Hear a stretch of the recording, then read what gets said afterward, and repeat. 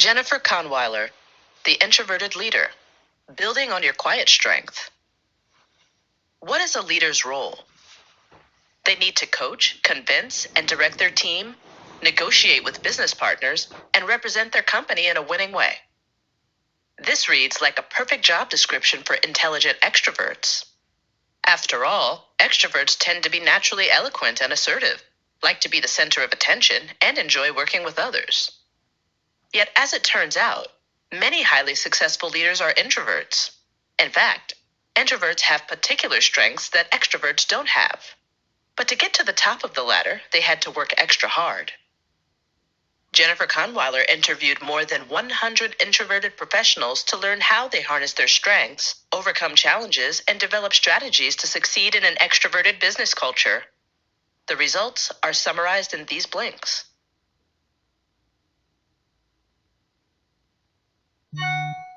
Blink number 1. There are more introverts than you think, even among highly influential people. Whether it's at a chatty classroom or at a party, it often seems that extroverts greatly outnumber introverts. But appearances can deceive. There are actually quiet people in every walk of life, and they aren't even a minority. In fact, introversion and extroversion are basic temperaments that are evenly distributed throughout the population. The terms extrovert and introvert were first introduced by the psychologist C.G. Jung to distinguish between two basic personality types. Introverts tend to direct their attention inward, focusing on their own thoughts, whereas extroverts are active, social, and focus on their external environment. The two types also differ in how they recharge their mental batteries. Extroverts are energized by social interaction, while introverts recover energy through quiet, solitary contemplation. Finally, their communication styles are different. Extroverts are outspoken and decisive, whereas introverts are reserved, prefer listening to talking, and ponder all the options before taking action. So how many introverts are out there?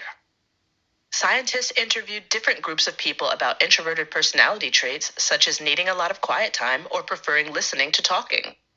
The result? 47 to 55% of the U.S. population are introverts. But what about business and politics? Surely there is only place for extroverts there. Indeed, our business culture does seem to favor extroverts by emphasizing the importance of socializing, decisiveness, and gregariousness over the introvert traits like reflectiveness or conscientiousness. Yet, one study shows that no less than 40% of all executives describe themselves as introverts. The most famous of them all was probably President Abraham Lincoln, known for his tendency to frequently withdraw inside himself. He would often be found alone in his library reading law books instead of socializing.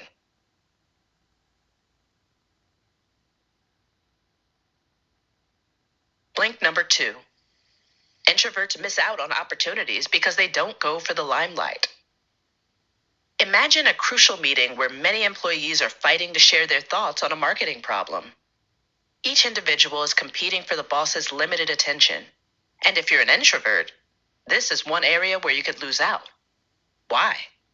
Because if you don't speak up in a meeting, your ideas may never get heard, whilst the loud and the outspoken end up with most of the desirable assignments and project funds. And of course, extroverts are much more likely to raise their voices. For example, maybe you have a great idea of how to deal with that marketing problem, but you hesitate to enter the fray. In a setting like this, even your best ideas won't speak for themselves. To keep them from getting lost, you'll have to speak up and convince your team. And it's not only in meetings that introverts can miss out on opportunities. If you keep a low profile at work, you might be overlooked when your boss looks for the right person to take charge. This is because your boss may not have the time to search for the most suitable person to take on a prestigious project. So he'll probably assign the task to someone who recently made a favorable impression. For example, if an extrovert and an introvert are both performing well, but the extrovert is also drawing more attention to his performance, he'll be more likely to get the promotion. Therefore, if you want to be entrusted to take charge, you need to make sure you stay on your boss's radar and that he doesn't forget about your accomplishments. So the next time you see your boss, give him a subtle reminder about your performance.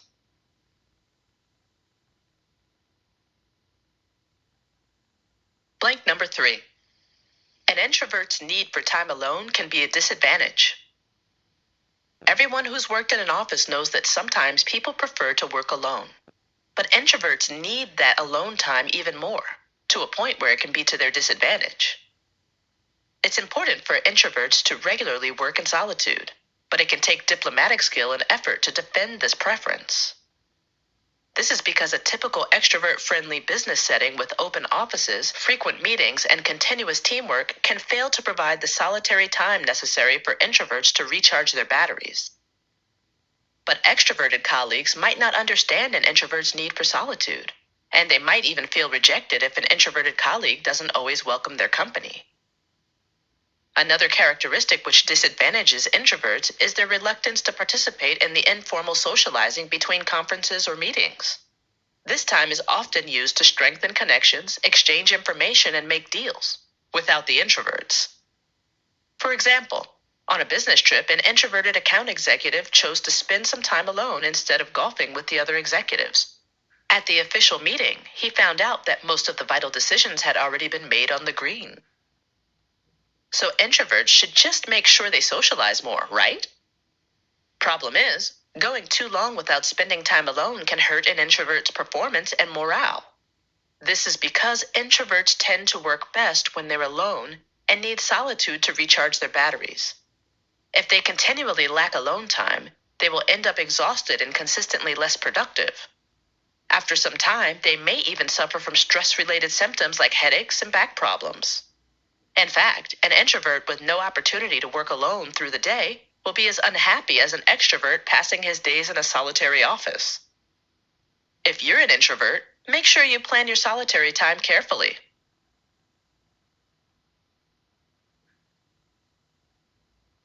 Blank number 4. Extroverts may misjudge a cautious, quiet, and reserved colleague. Imagine you're an introvert. When your boss asks you to deal with a problem, you'll tend to retreat to your office and take the time you need to concentrate on your assignment. 2 weeks later, a staff evaluation comes up and you're shocked to find you've been criticized for working too slow and acting aloof. Being on the receiving end of this kind of misperception is common for introverts. One reason introverts are mistaken for slow thinkers is their tendency to carefully consider what they want to say and make sure it's the best answer they can offer. Extroverts, on the other hand, are prone to contributing a suggestion as soon as it comes to their mind. And the combination of these two thinking styles can lead extroverts to believe that introverts are slower thinkers. For example, imagine 2 equally bright pupils, an extrovert and an introvert. In class, both come up with great ideas for the science fair. But the extrovert blurts out his suggestion immediately, whilst the introvert double-checks her own idea and answers much later. Result? In comparison, the introvert will appear slow and to many less intelligent. Introverts may also be mistakenly characterized as cold, aloof, or scheming. Introverts are less emotionally expressive, often focusing on their feelings rather than expressing them. For example, if you've suffered a loss, they might become very quiet because they empathize deeply with your grief. But outwardly, this could look like aloofness. And since extroverts are more likely to express their emotions, when someone doesn't express their emotions, it makes them think one of 2 things. Either the introvert is insensitive, or he isn't sharing his feelings with his coworkers because he dislikes them. This can lead the extrovert to believe that the introvert is either cold-hearted or has become estranged from the team, which can have dire consequences in an office environment. If you notice one of your colleagues takes their time to speak, don't judge them too soon. They might just be introverted.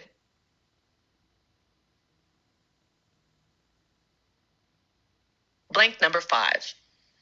Carefully choosing words is one of an introvert's key assets. Do you hesitate before you share your thoughts? Do you pause to check the pros and cons of your statement? If so, you may well be introverted. And whilst some might misunderstand why you're taking your time to react, it can also be a big advantage. Why? Because not blurting out your thoughts prevents you from making a costly faux pas. And in some professional fields, the wrong word can cost your job. For instance, if you're a press spokesman, a politician, or a diplomat. For example, think of a diplomat impulsively blurting out a comment about a first lady's funny hat. Another advantage to thinking before speaking is that when everything you say is well-founded, your statements will gain extra consideration. By thoroughly processing your thoughts before you share them, you'll greatly improve the quality of your statements, and people will notice. Imagine a panel discussion where you provide all the relevant data, present your position in a conclusive way, and anticipate counter-arguments. In consequence, you'll appear more competent and worth listening to compared to a co-panelist who hogged the mic to share nothing of substance. Furthermore, if people know you don't speak out impulsively, you're more likely to get access to helpful, privileged information. When people know you can hold your tongue, they expect their secrets to be safe with you, which means they might entrust you with helpful, privileged information. For example, your boss might confide in you that he secretly applied for a job in another company.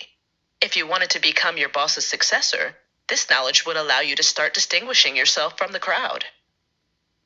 In the following blinks, you'll learn how introverts can improve their leadership skills.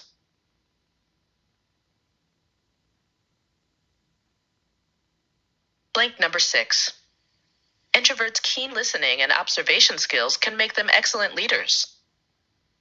To further our exploration of introverts, let's consider the case of Judy, a quiet 4-year-old. Judy rarely plays with her peers, but is a brilliant observer and knows the exact activities and playmates each of her peers prefers. In fact, most introverts like Judy are good observers. This is because introverts often don't participate in games, banter, chit-chat, or discussions, but rather stay at the fringes and intently observe the interactions. For example, Judy might be reluctant to play tag, but while her peers are focusing on trying to escape, she'll spend her time closely observing the action, learning who always giggles nervously before being caught and which children cooperate to divert the chaser. This tendency to pay close attention also makes many introverts great listeners. When they listen to you, introverts really focus on the ideas you're sharing. They're also less distracted than extroverts because they aren't thinking up witty replies. These tendencies lead many introverts to become well-practiced listeners. If you had a pair of fraternal twins, and the other an introverted listener, by the age of 8, the introvert will have much more listening practice than his brother. But why are these skills important? Because these observational and listening skills are crucial to being a great leader. Through attentive listening and observing, a leader gains useful information about her team's needs. For example, she'll know the specific motivation that can help a team member overcome a dry spell and improve overall performance. Also, good listening skills help build a rapport with customers and superiors, because people feel respected and valued when you listen to them attentively.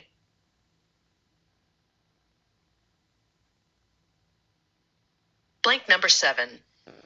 Networking is often seen as an exclusively extroverted chore, but there's an introverted way of doing it. Meeting the right people and nurturing relationships are essential for a leader's success. But does this mean that introverts have to exhaust themselves spending their workdays in team meetings and their evenings collecting business cards? Nope. The tension between introverts and traditional networking arises because extroverts and introverts prefer different types of interaction. Extroverts enjoy small talk, whilst introverts prefer in-depth conversation. For introverts, networking often consists of too much small talk, which they can't connect to. But there are other ways of networking for introverts, like networking websites. This is great for introverts because many of them prefer to communicate through writing, which they can do in the relative quiet of their cubicle. Also, many introverts are already proficient writers and are adept at making good first impressions via email or messaging. Finally, on a website, introverts have the opportunity to think through and revise everything they want to contribute as they desire. Another great way for introverts to network is to focus on one-on-one conversation. As a leader, one-on-one conversations help you find out about the way others think, like if they prefer abstract concepts or a hands-on approach, and make it easier to connect with people who might keep silent in a team meeting. Plus, in a one-on-one conversation, you'll appear much more present and approachable than in a meeting.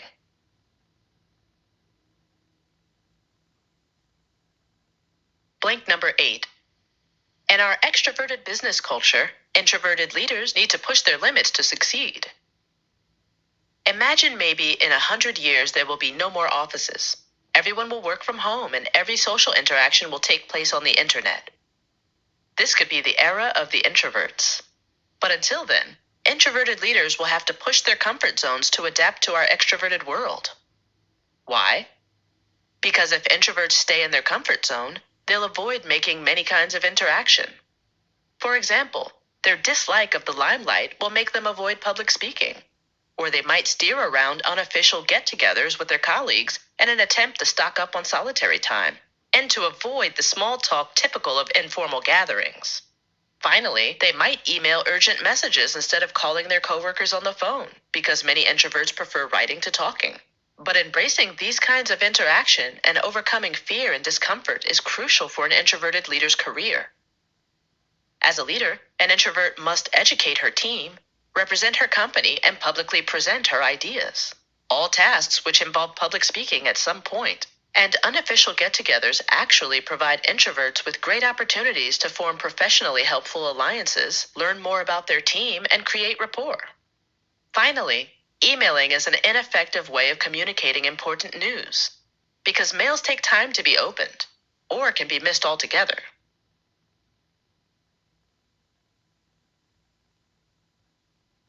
Blank number 9. Preparation and practice will help advance an introverted leader's career.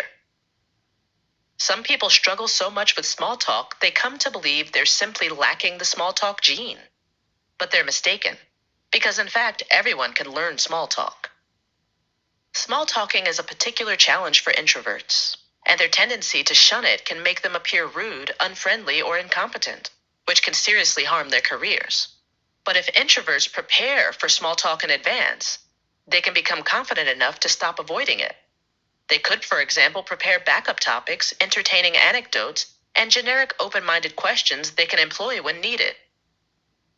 Preparation can also help introverts speed up their response time and avoid being intellectually underestimated. As we saw, introverts take their time to work out a well-founded answer. But if an introvert anticipates and thinks about some likely questions before a meeting, she can respond quickly when the time comes. Introverts benefit not only from preparation, but also from regularly practicing small talk and public speaking, two crucial aspects of being a good leader. Like preparation, practice can address any of the challenges of being an introverted leader. Maybe you lack practice at public speaking because you shun the limelight, or avoid small talk because you like deep conversations. But if you practice things you wouldn't do naturally, like making small talk, you'll gradually get used to them. It's like a right-handed person practicing painting with their left hand. Eventually, it'll stop feeling awkward. Practice also helps you to add tools to your communication skill set, like the ability to easily raise your voice or dramatically whisper during a public speech to emphasize your key point. This is especially important when preparation is not an option, like when a position requires giving great ad-lib presentations.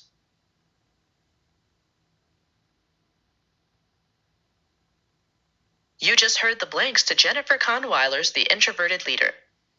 The book's key insight is that being an introvert can make taking on leadership positions challenging, but there are ways of overcoming the obstacles. You'll have to prepare for social occasions, practice your interpersonal skills, and push your boundaries. On the flip side, you also have your own special set of leadership strengths. Your listening and observational skills and your tendency to carefully choose your words can give you an advantage over extroverted leaders and support your success. Stephen Covey, The 7 Habits of Highly Effective People. Do you wish you were more effective in life? Maybe you'd like to achieve more at work. Or perhaps you'd like to be a more loving and devoted partner. Whatever it is that you want to improve, you'll only get there if you change yourself first. And the surest way to achieve